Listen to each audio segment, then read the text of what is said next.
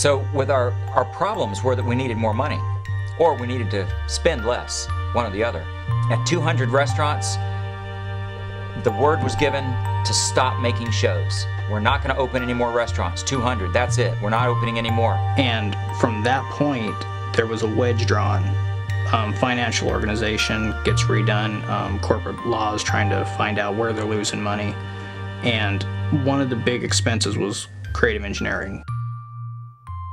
All of a sudden, I had to get rid of hundreds of employees. Showbiz Pizza Place got rid of lots of employees. They were trying to cut costs everywhere. And at that point, the Rockefeller still existed, but they didn't have a place to go.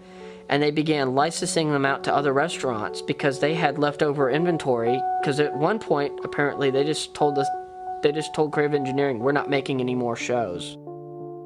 They decided to take a look at another idea. And the idea was to merge with or buy out Chuck E. Cheese. Chuck E. Cheese was a separate company at that point. There was Chuck E. Cheese and there was Showbiz Pizza Place. And as badly as Showbiz Pizza Place was doing, Chuck E. Cheese was doing worse. Now, I can veto whatever I want, and I wanted to veto that. I wanted to find another way. So, Brock Hotel said, look, this is the only way. Nothing else is going to save us. So, you cannot veto this. That didn't mean necessarily the end of the Rockefeller explosion. They were still willing to keep the Rockefeller explosion in Showbiz Pizza Place. But the only way they were willing to keep the Rockefeller explosion was if I gave them the copyrights. And they could then have complete and total control and power over the characters. That meant they get to decide what the voices are, what the scripts are, what the music is. They get to program them themselves, everything they want to do. And I would have absolutely nothing to do about it and no say about it. But you got to realize, back then, I still felt like the Rockefeller explosion had a big future. Movies, cartoons. I wanted to go someplace else with the Rockefeller explosion besides pizza restaurants. I wasn't ready just to give it up. And besides, they didn't offer me a plug nickel for the copyrights. When I spoke to Gene Cram about this, who proposed to me that I give them the copyrights to the Rockefeller explosion, the trademarks, the copyrights, all ownership of the copyrights, he said, Aaron, what you get out of this is that your characters, Billy Bob, will live. They'll live on. But let me tell you something, if you don't accept this deal and if you don't give us your copyrights, your characters are going to die.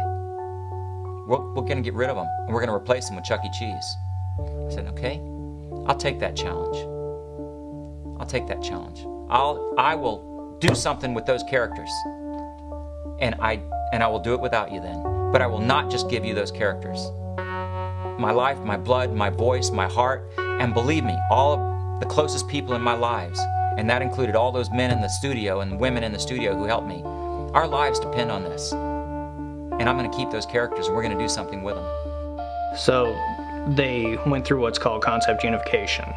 And what it basically became was they took the Rockefeller robots, left the animation, the animatronics, everything that was on the inside pretty much stayed intact. They just kind of rearranged the characters, slapped different cosmetics on them, and tried to pass it off as a completely different show. And that was the beginning of the end in terms of the Rockefeller being in Showbiz Pizza. And I think for a time they did actually still have the Rockefeller in the stores, but after about 1990, they converted the concept over to Chuck E. Cheese, and that was that.